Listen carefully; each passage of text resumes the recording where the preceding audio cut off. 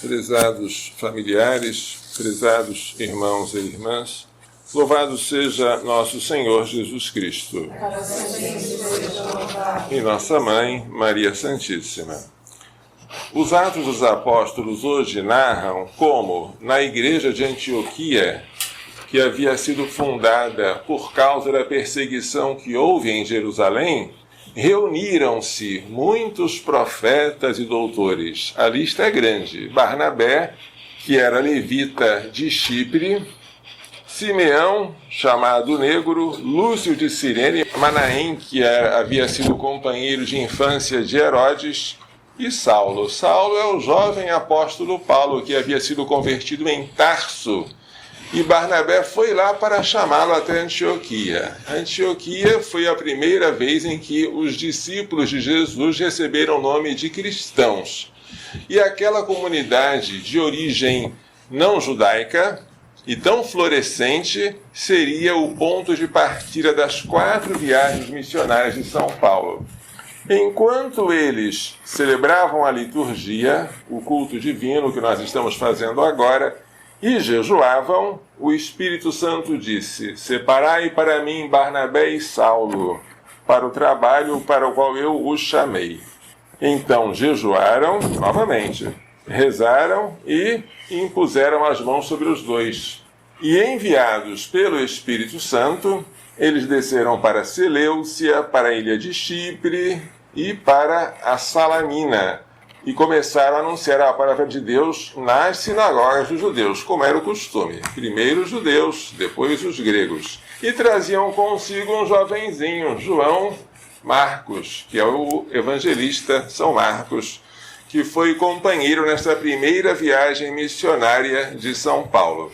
Como aqui, esta cidade de início é Antioquia da Síria, portanto, uma colônia cristã que não é de origem judaica. E aí começam as primeiras missões que vão percorrer a Europa inteira. A leitura de hoje fala da universalidade da igreja. A igreja é feita para todas as nações. Por isso o Salmo 66 tem este refrão: que as nações vos glorifiquem, ó Senhor. Que todas as nações vos glorifiquem. São Paulo, que era um judeu fariseu, filho de fariseu, educado aos pés de Gamaliel, ele entendeu, depois da sua conversão, que ele deveria pregar Jesus e não somente aos judeus, mas também aos gentios. O Evangelho hoje apresenta Nosso Senhor exclamando em alta voz. Que coisa bonita ver Jesus tão submisso. Quem crê em mim, não é em mim que crê, é naquele que me enviou. Quem me vê, vê aquele que me enviou, a saber, o Pai. Eu vim ao mundo como luz, e ele poderia muito bem dizer: eu tenho luz própria. E quando eu digo, vós sois a luz do mundo, vós refletis a minha luz, está certo. Mas ele sempre prefere dizer que tudo que ele tem, ele recebeu do Pai. Eu vim ao mundo como luz, para que todo aquele que crê em mim não permaneça nas trevas. A luz significa o conhecimento e, portanto, a privação do erro e da ignorância, mas também a graça e o perdão dos pecados. Eu vim ao mundo como luz, para que todo aquele que crê em mim não permaneça nas trevas. E se alguém ouvir as palavras dele e não as puser em prática? Eu não o julgo, porque eu não vim ao mundo para julgá-lo, mas para salvá-lo. Quem me rejeita e não aceita as minhas palavras já tem o seu juiz. Quem é? A palavra que eu falei o julgará no último dia.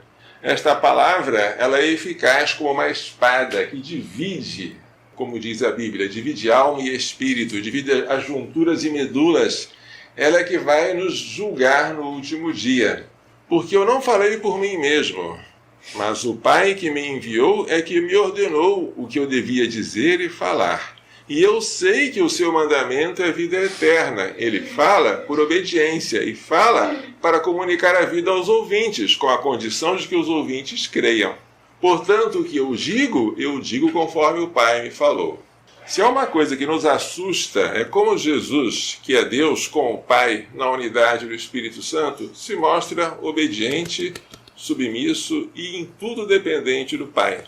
numa época em que falar de obediência e submissão soa mal, numa época em que é muito bom falar de independência, de ideias próprias, de vontade própria, de liberdade, Jesus quis nos libertar fazendo-se obediente até a morte e morte de cruz.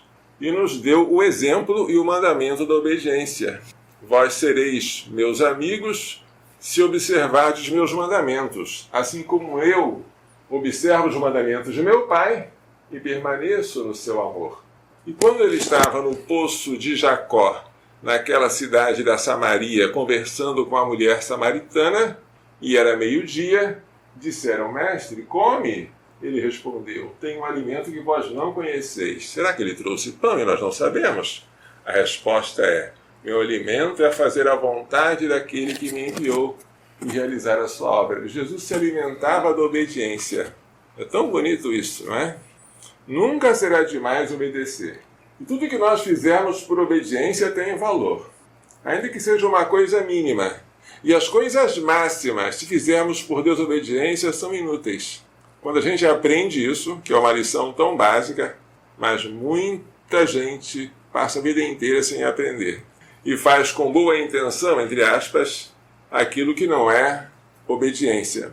Esta palavra da Sagrada Escritura nos exorta a abrir o coração para a luz, porque a luz irradia-se em todas as direções, mas ela não penetra onde não permite. Se você coloca um anteparo, a luz não entra. A luz, ela é generosa, ela vai para todos os lados, sem fazer distinção. Mas se você fecha os olhos, você não vê, apesar de existir luz. E a grande tristeza de Jesus sempre foi a falta de fé dos ouvintes, que diante da luz não queriam ver. Naquele episódio do cego de nascença, que nós lemos em um dos domingos passados, os fariseus perguntaram a Jesus no final, né? Também nós somos cegos? Se fosseis cegos, não teríeis culpas. Mas como dizeis, nós vemos, o vosso pecado permanece. Como é importante abrir-se para a luz, não é?